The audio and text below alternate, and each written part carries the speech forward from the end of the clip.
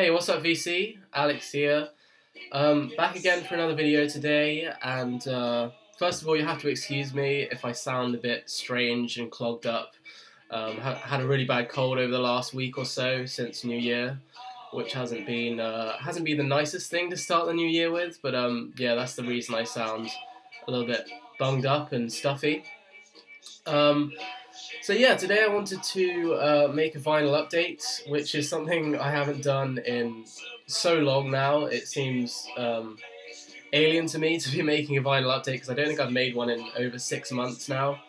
I think my last one was the one I made just after coming back from Australia, which was, yeah, over 6 months ago. So long absence, and there's no real reason why apart from busyness, being back at uni and various other things. And I don't actually have the majority of the records I've picked up since that last update. I don't have with me to show today. They're back at where I live at uni in Oxford, and I'm currently still on Christmas holidays. So I don't have the majority of my recent vinyl purchases here with me. And to be honest, I find it quite hard to kind of figure out what I haven't shown yet, because, as I say, it's been such a long time I've forgotten what I've shown and what I haven't shown. So I don't have all that stuff that I picked up between kind of July and November, December of last year. But I do have all of the things I've picked up. I say all of the things, trying to make out that it's a large number of records. I only have 4 records to show today, but all of these I've picked up in the last kind of 3 or 4 weeks. Well, probably the 2 or 3 weeks, I would say. I think the first one I picked up about the 20th of December. So these are very recent acquisitions, but I will be making another vinyl update when I return to Oxford to show you the rest of my finds. But yeah, I just wanted to make one today and start to show some vinyl again, because it seems to be lacking now on this channel. So yeah, just going to show you the recent things I picked up in the last few weeks. And I'm going to start off with the only second-hand records I've picked up recently. I picked this up in Swindon when my friend Brandon came down to visit me. He came down for a couple of nights to stay, and we went record shopping in Swindon, which is the town close to where my parents live, and picked up this record. At long last, this is so overdue.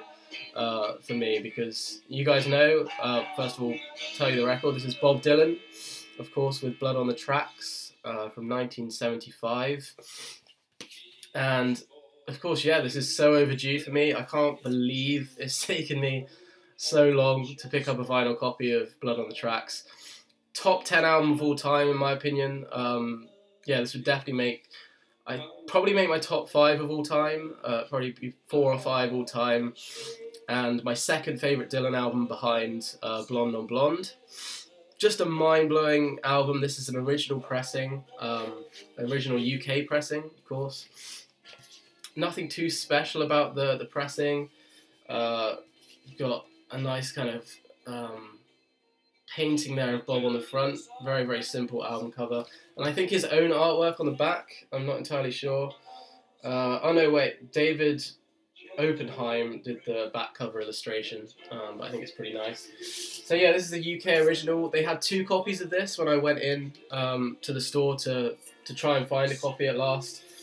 And decided on this copy. It's a nice orange label CBS original, UK original of Blood on the Tracks. Got this for a tenner, so £10 I thought was very reasonable for a record of this calibre. And it's in very good condition. I haven't played it yet, obviously, because I can't play it until I go back to Oxford, but the vinyl looks very clean and the cover's very nice, and as you can see, yeah, just so happy to finally have this. I mean, this is just one of those albums which it's just timeless. One of the best collection of love songs I've ever heard in my life. Probably the best collection of love songs I've ever heard in my life. And Dylan's just pouring out his heart on this album. He's really, really going deep on this. Unlike some of his albums before this, where he's been very abstract and mysterious, he's very honest on Blood on the Tracks. and these songs are just haunting, harrowing, bitter. You know, there's so much pain in these songs, and I think it just comes across so well on this. So yeah, I mean, favorite track on here is "Idiot Wind." It's one of my top 3 Dylan songs of all time. But then you've got every song on here is classic to me. "Tangled Up in Blue," again, one of my favorite Dylan songs.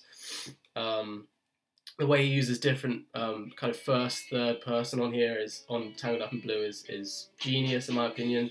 "Simple Twist of Fate" is a great slow song. "You're a Big Girl Now," "Idiot Wind," my favourite song. "You're Gonna Make Me Lonesome When You Go."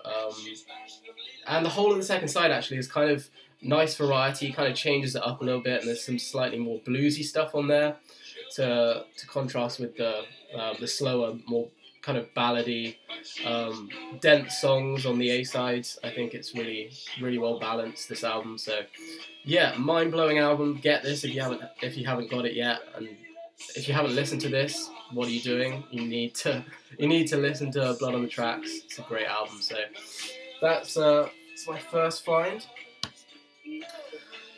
Moving on, we have the only album I got given on Christmas Day. This was given to me by my brother, very kindly. And it's an album, again, I've been looking around for a copy of this for a while. This is Arcade Fire, with their album from, I believe, 2010. This is The Suburbs, of course. And this is a nice pressing of this. I'm not sure if it was reissued or whether this is still the first pressing, if this is still an original. But yeah, my brother got this for me. I think he picked it up in HMV for about £15. Very nice gatefold.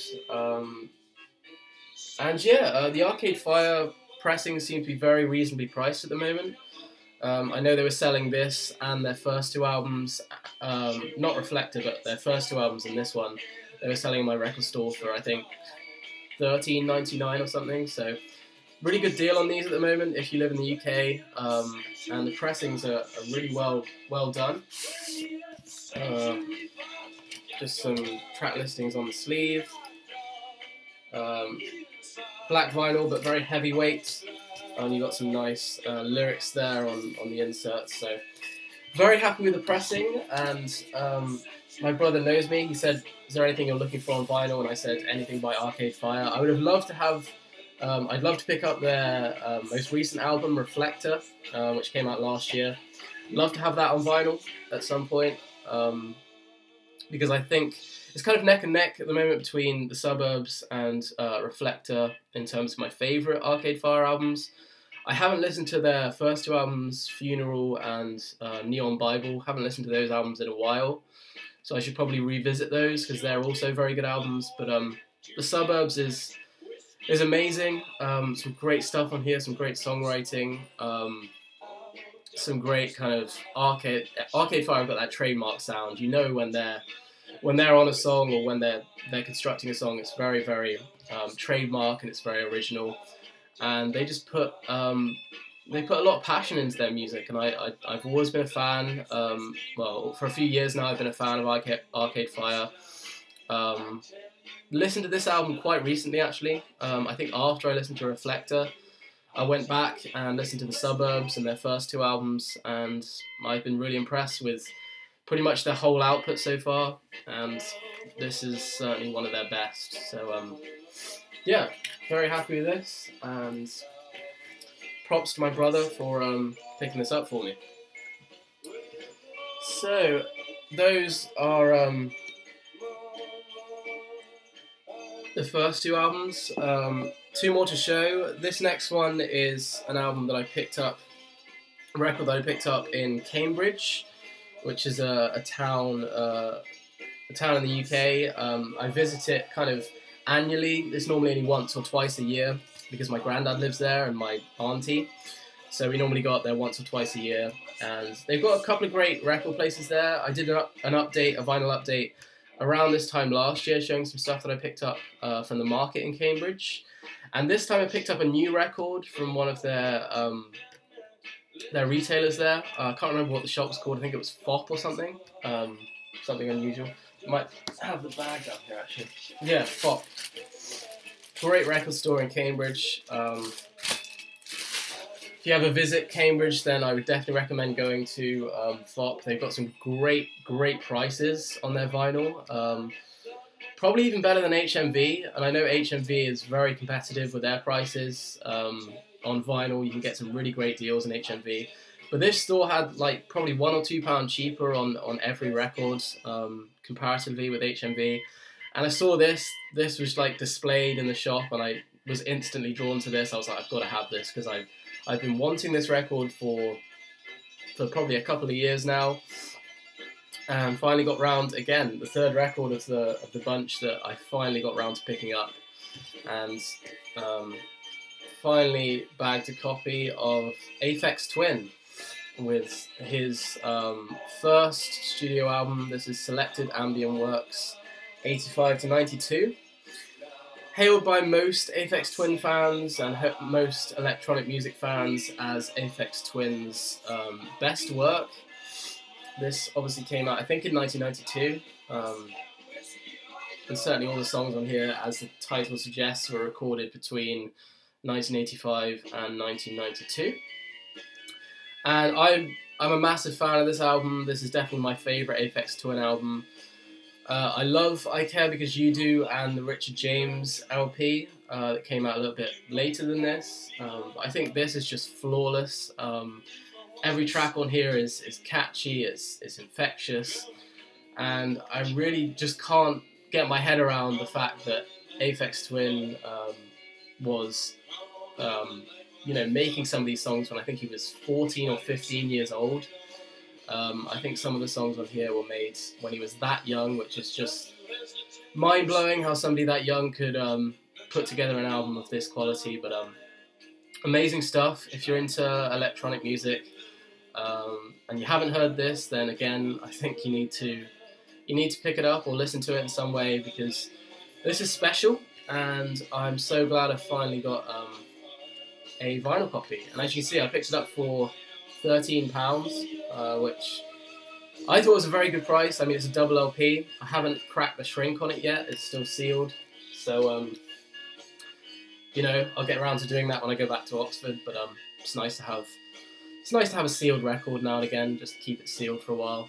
But yeah, this is great stuff. Can't wait to get back to Oxford and give this a spin.